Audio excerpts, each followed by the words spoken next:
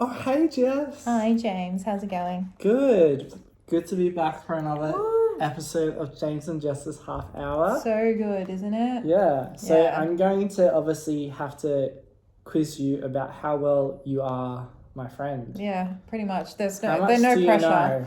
How much do I know? I don't think I know much. Like, to be honest, because we talk about so many topics, when it comes to the basics, I don't think I know. Same.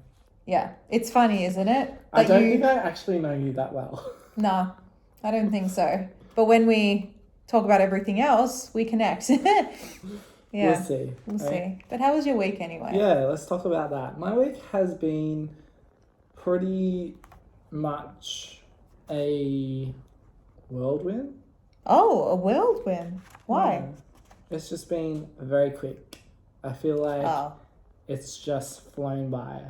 Like, you know, when you're doing a quick holiday and then all of a sudden you're at the airport and it's all over. Yeah, I know. And but you're getting just to like that final week of the holidays, hell. Yeah. And then it just flies and you're like, oh, I'm back to square one. Yeah, and it's like, oh, back to it. So, yeah, kind of felt like that this week. A lot of work, a lot of cooking, watching a lot of TV, really great TV shows. I've had a lot of interesting conversations this week as well, which made it go quicker. With colleagues, or is this with friends? Yeah. So I got put onto a podcast called Drama Queens, which is the One Tree Hill podcast by Sophia Bush, Hillary Burton, and Bethany Joy. So the three girls from One Tree Hill have brought out a podcast where they're re-looking back at the whole episodes. So they're starting with episode 1. They've never watched it in however long. Yeah. And then they're just going to be talking about their times and also their opinions on the pilot. So I've been going and watching the first episode and the second episode of One Tree Hill, and it's a really good TV show. First episode really hooks you. I've only watched it one time all the way through, season 1, season 2, season 3. Yeah.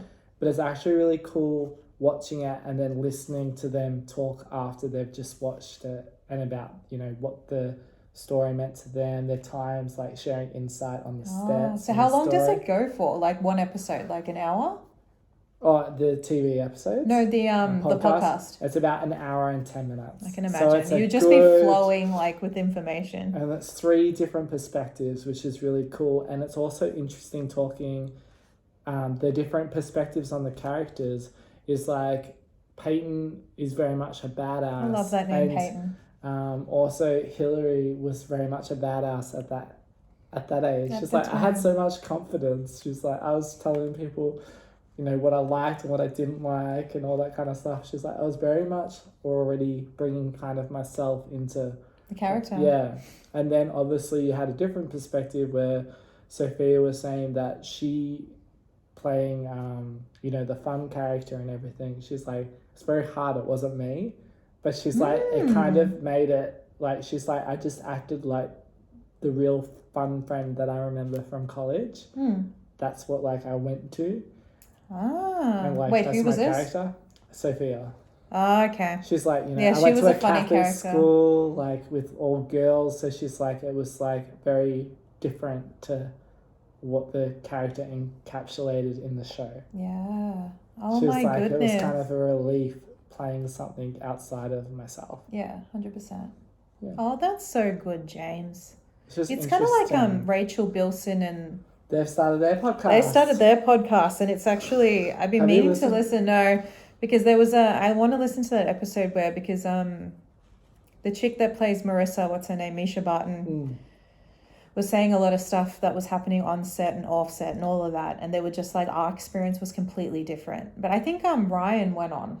Ben McKenzie went on. So I wouldn't... It's... You know, being one of my favorites, the OC, I should listen to it. Yeah, you should. It'd be quite interesting. Yeah, out of the OC and One Tree Hill, my favorite is the One Tree Hill. I felt it was more emo and more about the people. It's very heavy.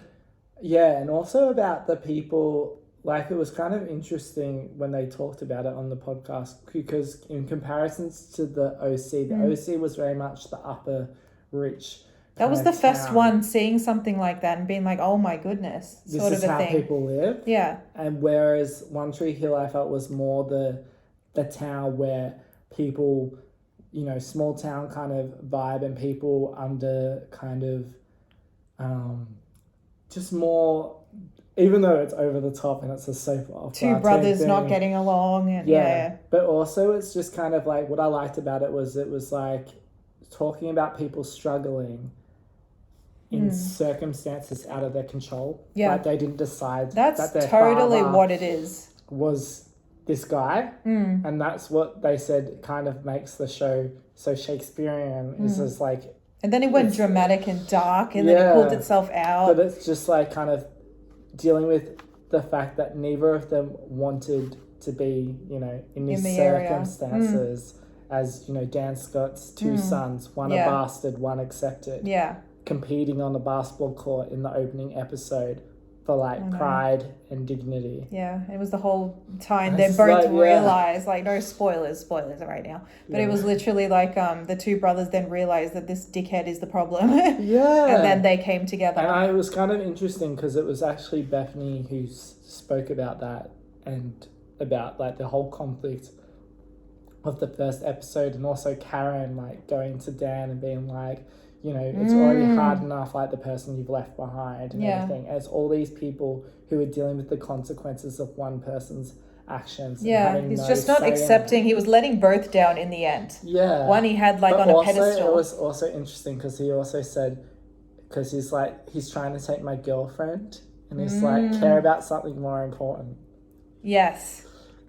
And it's such a good show. That's a good show. It's got a lot of poignant moments. And then the other one is, and your art matters, when he says that to Peyton and how she needs to hear that. Yeah. And it was actually interesting them just talking about the context of those lines and how it's had such an impact. It's a part of pop culture, One Tree Hill, because it had those, like, it's very much in its genre, and they very much made very corny scripts work. It was good. It was good. Even though it's a corny kind of concept, I know. It was so good, but mine was always the OC. Yeah. I don't know what it was. It was kind of just like two characters getting degraded, and then it was like Marissa's show. And then because Ben was going through a lot of like stuff too, like the character. And then it was just one thing after another, someone's cheating. It was kind of, I don't know, I just related to that more than One Tree Hill for whatever reason. I know One Tree Hill came on, like, for me in my early 20s. Where the OC was kind of just like, I remember watching... In high school. I remember there used to be this Greek comedian, Effie. I don't know if anyone knows what I'm talking about. I don't know. I used to come home from swimming every night and watch Effie. Yeah. And then she was cancelled, and I was like, what the hell is this bullshit? And it was the first episode of the OC. And it was that thing of, because I was there at the start and I was there at the end throughout, I never missed... It was just that thing of, it just caught me in that moment, and I was just like, oh my God, this is actually gold. I remember being so pissed off that they cancelled Effie, and I'm just like, I'm going to watch this. What's so good about it? See, I watched One Tree Hill when they aired it on Network 10. Yeah. And then cancelled it. And then my sister was the one downloading it off LimeWire every week from America. Yeah. So then we'd watch it, and then we end up getting the first season when it came out.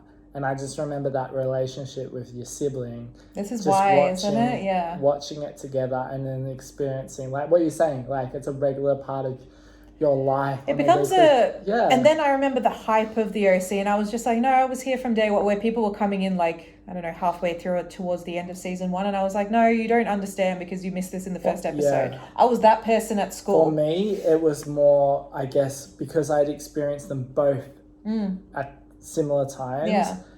I know, I just felt like more connected to One Tree Hill because I felt like it was more the type of everyday people in this small town of like Frankston, rather than, you know, the posh high-end. I think because I never saw anything like that, that's what attracted me. Yeah. And there was a lot of aspects of Marissa I could relate to as well. Yeah. Not like I get along fine with my mother. Nothing like that. It was kind of just like sometimes being degraded and then having to pull yourself out. And she developed an attitude. I didn't develop an attitude. It was interesting to see how bad that could have gone. And that's what attracted me to that, like to Marissa. You could relate to her. I could relate to her to a point. And then I could also relate to like Ryan. Yeah. And then I used to be like, I could see the difference in how the attraction was there. And then I just got interested in all of that. And I was always interested in Ryan and Marissa, not really Summer and Seth. And then that grew as well. But I don't know. It was just, I wish I had a mansion. I don't have a mansion as well. Yeah. Look at how, and then because I'm interested in interior design, and she's like basically, so what, Seth's mother, I can't remember what her name is, but she basically is an architect. Like her father's an architect. They have this architectural business. And I used to be really interested in how they explained that. And they used to go to different mansions. I used to look at the ceiling. I used to look at the floor. That just intrigued me. Yeah. What intrigued me on One Tree Hill was that the fact that Lucas always feels like an outsider, and a lot of the people feel like an outsider in the town. Yeah. And I kind of that really like mirrored like a magnifying glass on this. And also person. The experience of high school. Often you don't feel like you fit in. Yeah, and everyone I kind has of related that. to like Mouth and all those people kind of on the fringes of that, just trying to find their place and a place of acceptance. I agree. So that's why I really... Because he's just trying to fight for his basic. Yeah, and then there's also just needs. Poignant moments of like where characters do really inspirational stuff to other people, which really highlighted, like when Lucas says your art matters, and then when Jake picks up the bag and he's like, you don't need to take that, when Dan Scott comes and your father comes and tells you. A lot of people that, can relate to that, yeah. And says, oh, take this to my boy. Yeah. And it's just like, well, I even don't the ending of that is quite, we won't say it, but it's quite, wow. And like, because you're on a journey and then you're so exhausted afterwards. You're like, Jesus, but I'm happy it ended the way that it did. Also the another thing they talked about on the podcast was the melodies. It's just like the editing of the show is impeccable. Like the placement of songs to and drive, it was the right songs too. In set moment, that is moments, true. And you're just like, holy. And in the tragic moments, because there is tragic moments, the silence afterwards, and you're just like, because it just hits you all of a sudden. You're just like, oh my goodness, this is like. I also liked how the adult characters were just as much a teenager. Yeah, but that was the whole thing. I noticed that correlation with the OC. Where even who says it? One of the was it Seth that they're just like, oh, Ryan was just like, they're just as bad as us. That you're just bickering, and then that's when they noticed and then started working on themselves, because they're just like, shit, like this is the same thing, but you're just grown up. Where's the lesson here? It's a good balance. Yeah. Okay, should we dive? We'll do it into this week's topic, which you came up with. Okay. Yes, I did, because I think it's interesting, isn't it? Because I was actually thinking about a topic, and I was just like, now I like keeping it light, like we have been these past couple of weeks, because it's actually quite funny. But it's kind of just like, what else can we do? And I was like, why don't we just bring it to the basics, and I just ask you questions, and I can guarantee you it will be the dumbest question we both don't know. Okay. And then it's just something that we've learned about each other. Yeah. Okay, I'm not going to know any of these, but let's do it. Do a deep dive. Okay, I have a couple of questions here on my piece of paper. I'm not looking, you just have a look, have a peer. It took a while to actually think about one thing. I have a question. I can think of 10 things, but to narrow it down to one thing was hard. But number one is, what is my favorite way to spend a day off? Oh, this has, I feel, multiple options. Literally. So I think you're very spontaneous. So I could see you binging a whole season of The OC, Friends, or what's your Bridgerton or something like that. Like a TV show, and being indoors and just cozy and just doing really cool, just intimate things within your personal space at home. But then I can also see you just going to sunflowers, driving randomly to places, farms.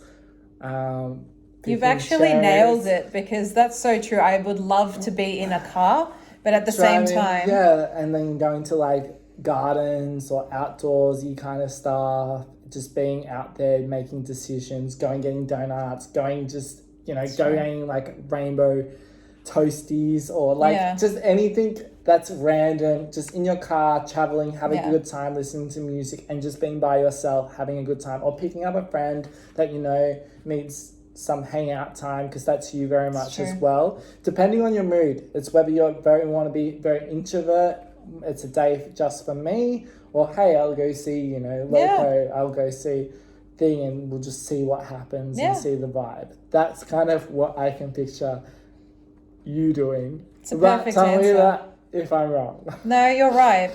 Because I think you very much vary from those places. Yeah, but I'm very spontaneous. It's very true. I could have a plan and it doesn't happen and I'm in a field of sunflowers. Yeah.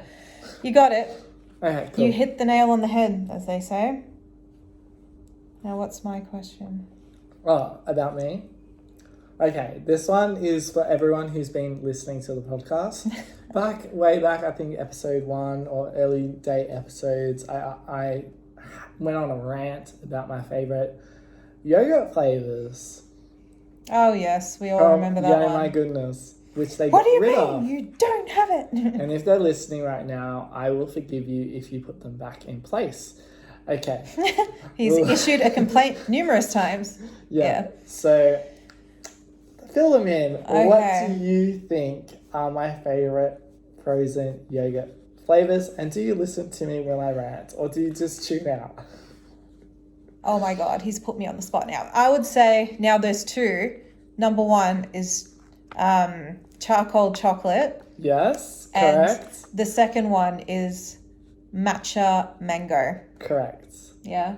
Isn't it interesting how it's a component of something that colours something? MMCC. Yeah, but also something that colours something. Yeah. So the matcha's making the mango into green. Yeah. And the chocolate's making it into black. Yeah. Bit weird, but hey. I'm surprised you didn't go for the orange option, to be honest. I know, but it is orange. Like you know what I mean? Yeah. Like, mango is traditionally orange, but it's just being changed by obviously the matcha powder. All right. Yes. Walker. But also my second question was going to be, what was my childhood favourite colour? Orange.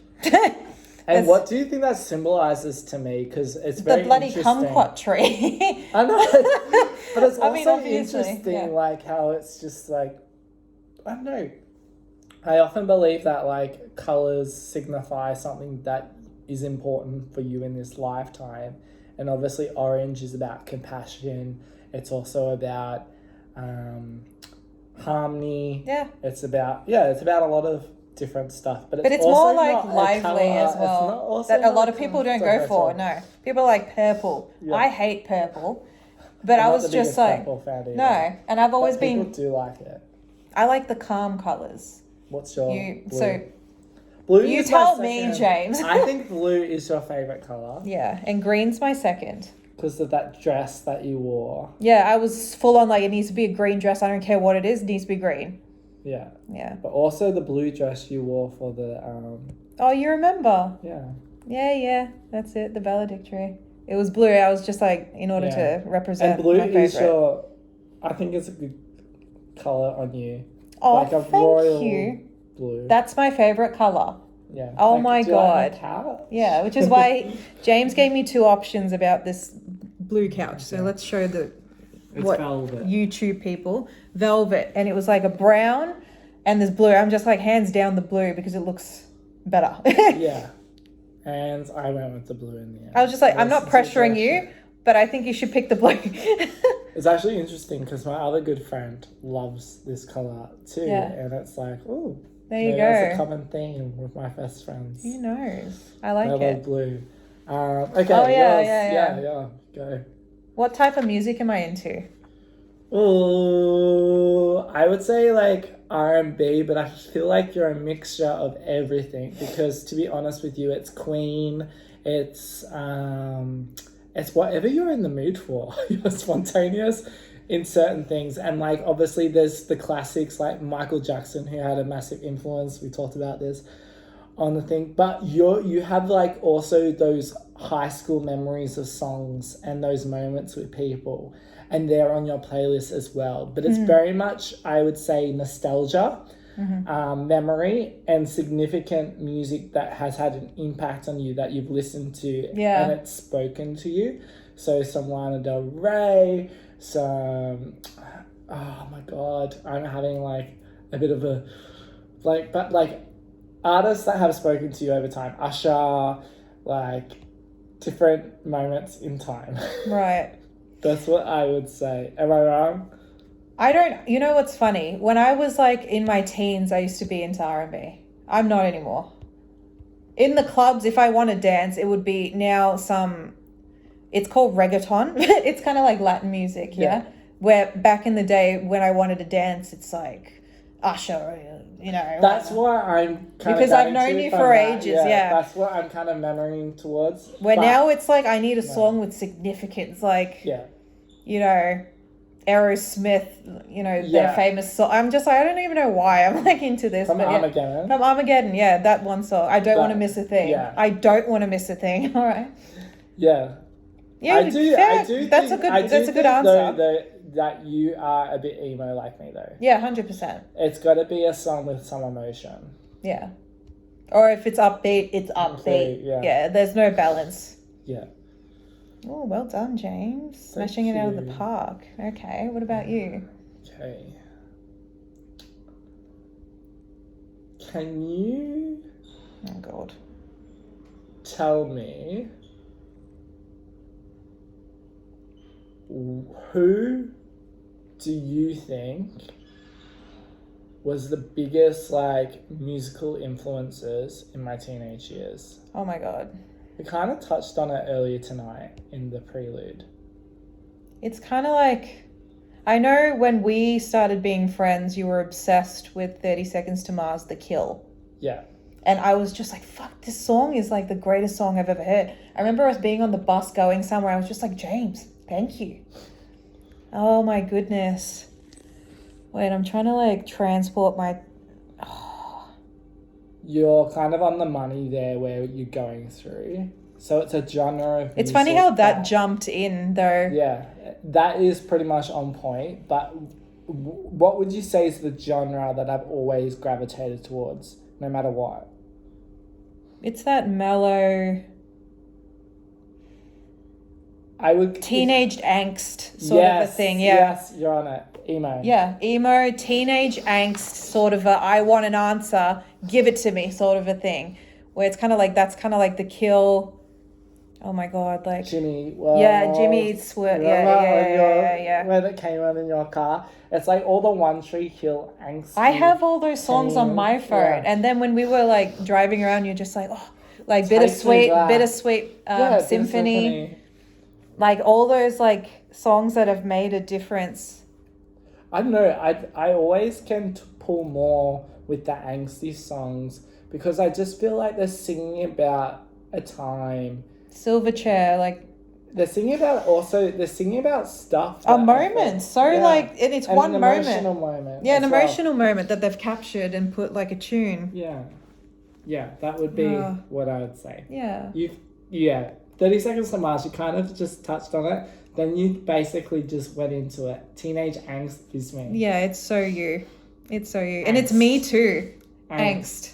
And whenever we're in the car driving to get, I don't know, frozen yogurt or something, I have this like old playlist with all these teenage angst songs. And it just like, takes me back. And you're just like, oh my God. I remember this. I know. Those were the golden years, you know? To be honest with you, I don't think music has ever been so rich. Than in the 90s or whatever is what you're saying. And all those years, like early 2000s, late 2000s, there was this underground scene going on. But that was the whole hype of the 80s, isn't it? And then it was like dying down with the bands were like, what, Backstreet Boys, Spice Girls were 90s. And then... Yeah. And then also it's like the influences of the OC, like California, Here We Come. Oh my God. I had that on repeat. All those musical moments, Imogen Heap. Yeah. It's just like music was like being experimental, but it was also capturing a more quieter, like you could whisper on the track. It was well, we were used to like Nirvana, and yeah. it was kind of just like yeah, and it got a bit, like you said, mellow. Yeah, it got mellow after that. Yeah. Okay, your question. Okay, let me look. Because you nailed it. Well done. 30 Seconds to Mars sums me up. The kill. Now you've like answered that question. I'm trying to figure out. What's my favorite ice cream topping? Oh, shit. So this one's like pretty much for me, if we're going off frozen yogurt. Because I know bloody well you would be peppermint something. Sorry, and I hate peppermint. You know what's in my fridge? Yeah. Peppermint drumsticks. See? So you've literally nailed me to a T. Whenever it's peppermint, I'm just like, he's going for it. Yeah. So for you, for this question, I would say if we're going on frozen yogurt, it's like the salted caramel. It's everything. It's like I'm just piling it on. The strawberry as well, the raspberry Kool-Aid. Yeah, that's true. You've been watching me. He goes and doesn't get any add-ons. He's just it's like a mountain of yogurt, and me, I go for a small amount, if not no yogurt, and a mountain of like all these lollies. And then I put syrup all over it, and then I complain in the car. It's exactly how it goes. And then she complains about how terrible it is and how it doesn't go together. And I'm like, well, maybe you've got too many things, because there's like 25 different things she's tried to pair together. Passion and it tastes like shit.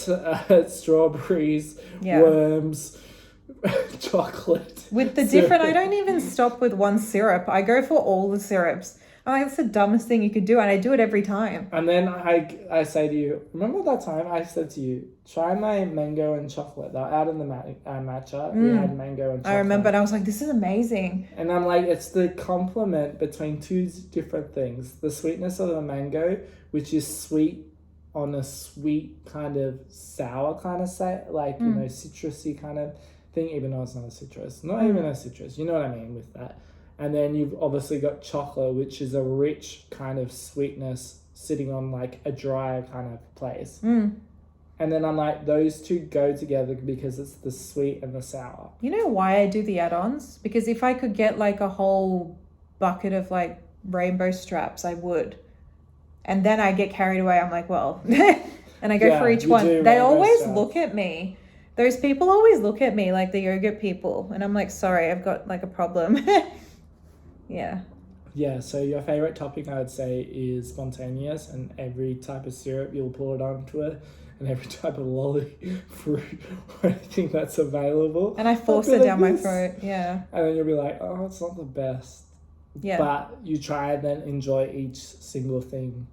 That's how I eat too. I don't combine. My parents tried to teach me to combine. From day one, I was like, no, one thing at a time. I'm going to eat the noodles, and then I'm going to eat the vegetables, when you're meant to like mix it all together. You're very much the opposite of me as well, because like when it comes to an omelette, I'll put in like cherry tomatoes, spinach, artichokes, sun-dried tomatoes. I'm like, just cook it and give it to me. I'm hungry. I don't give a shit if you put salt and pepper. I'm just trying to like find the things that would complement each other in the dish, where I feel you're the type of person to have so many different ideas and things that you really have them. I literally make them all though, all these ideas, but then I don't eat anything because I then get sick and tired of looking at it. Yeah, and to be honest with you, I think you're the type of person who would be better cooking each thing separately, placing them on a plate, eating each thing one by one, because I don't think they would go. No, they won't go together. They'll be like scatterbrains all over the shop. Yeah. But like cool, because you can come up sometimes with really cool flavor combos doing that. It's just no satisfaction for me. Like clearly, like. Yeah. We're different. Well done, James. Well done. We are quite different. Okay, so. Okay, hit me with it. Hit me with your best shot. What flavor pizza would I order from downstairs? Look, now it's different because you're all vegan. I'm not vegan. Well, you're vegetarian. So it would be some vegetarian option. I know I ordered downstairs, you had like one with different cheeses. Was it different cheeses? Yeah, different cheeses and one vegetable, which is a very versatile vegetable. Very versatile. It's used in heaps of things and it's people's favourite. What? It's not capsicum, is it? No. Because I'm like, people don't Starts like with P. capsicum. Peppers, no. Pizza. Potato. You like potato? Pizza. It's like literally. I've never had potato pizza before, James. It's. Do they make a potato? Potatoes. Oh, okay. With 3 cheeses. Okay. Type of pizza. That sounds so good. Yeah. Believe me, it's got rosemary. Rosemary and potatoes go like a match in heaven. Yeah. You know that. And then 3 types of cheeses on top. Oh, yeah. Blue cheese. I know you go for the different cheeses. Yeah. It is. If you want carbs on carbs, it's the bomb. It's like the, what does it call it in French? The piece de resistance. Yeah. Yeah. I must try this. I'm intrigued. Hey, you should. We should go downstairs one of these days and actually have a pizza. Because we've been talking about it and I went there just to get takeout. So yeah, we should. Let's get potato pizza. I know. Do you like potato pizza? I will now. After carbs? You like explained it to me. I love carbs. Yeah, cool. We'll do it. Yeah, we'll do it. Don't worry. All right. Potato. It's called potato pizza. That's a wrap, isn't it? Oh wow, it's already on. I know. I didn't even. So I've got 20 questions on here. We only went through 4. Should we just next time just continue it? Yeah. Why not? Yeah. Okay. Part 2 is coming up next week. Okay. Bye, people. Have a good week.